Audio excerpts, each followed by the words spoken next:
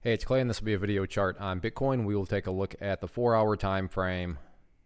Real quick, what do I mean by 4-hour in case maybe you're new to charts? Instead of each one of these candlesticks here representing 1 day's worth of price action, which is what you would normally see, each one represents 4 hours. So while this here may look like a few weeks worth of time, it's actually just the past few days broken down into 4-hour time slices.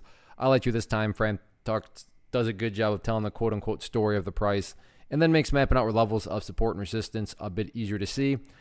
Friendly reminder, cryptos are open 24/7, so if you're watching this video 20 hours from after I post it, then yeah, the chart is going to look a little bit different for you. But my goal here is to focus more so on general levels and then walk you through some questions, and based on how you answer those questions, that'll dictate the current status of the chart.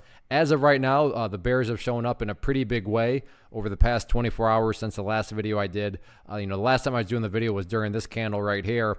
But after there, Bitcoin, I'm not going to say it's crashed because that's not true. I mean, if to offer up a little bit more context, it's still well above where it was, just back here in, early April and late March. So like I said, a crash isn't an accurate term, but it's definitely a movement where you want to keep a closer eye on it and make sure that things don't really kind of get any nastier. Now, what does get any nastier mean? I realize that's just kind of an empty soundbite, but that's why I love charts. When you use charts, they allow you to quantify and assign numerical values to sound bites. So kind of getting nastier would be down here right around 4,800. And that's the first question that you're going to want to ask yourself when you're watching this. So let's use that 20-hour number. You're watching this video 20 hours after I've released it. I'm a little bit jealous of you because you're going to have a lot more data, and you're going to know kind of more so what has happened. But question number one would be just simply, where's the price at relative to 4,800? If you are answering the question that the price is still up above 4,800,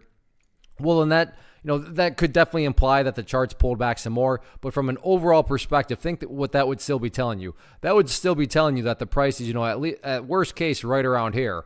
Where if you still compare to where it was down here, not to insult your intelligence, but obviously staying up above 4,800 is still well up above where it was there. So from the big picture point of view, the overall consolidation would still be, considered clearly healthy.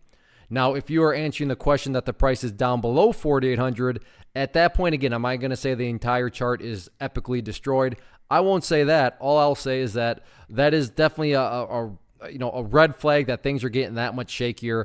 There is common sense and gut instincts that comes into play here, meaning if you're answering this question that the price is down below 4,800 and now it's all the way down there, obviously at that point, well, hopefully it would be obvious that at that moment in time, the chart's got some major problems with it and is, getting quite bearish. Where on the flip side of things, as far as common sense and gut instincts comes into play, if you're answering the question that, hey, not only is the price above 4,800, but now it's back up here at 5,500. Obviously, this movement here, was just simply a pullback and it wasn't any sort of alarm bells or anything like that. So 4,800, though, is definitely kind of that big linchpin going forward as far as levels to watch. So I'm just going to get rid of that line for now because really 4,800 is the level that, a lot of people are going to be watching and wondering if the price can stay up above. So let's see if the price can get that job done or not over the next 24 hours.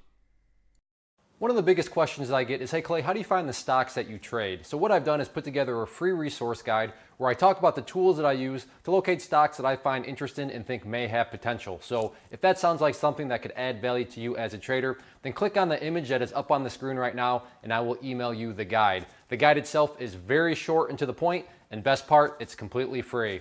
Thanks for watching the video. Let me know if you have any questions.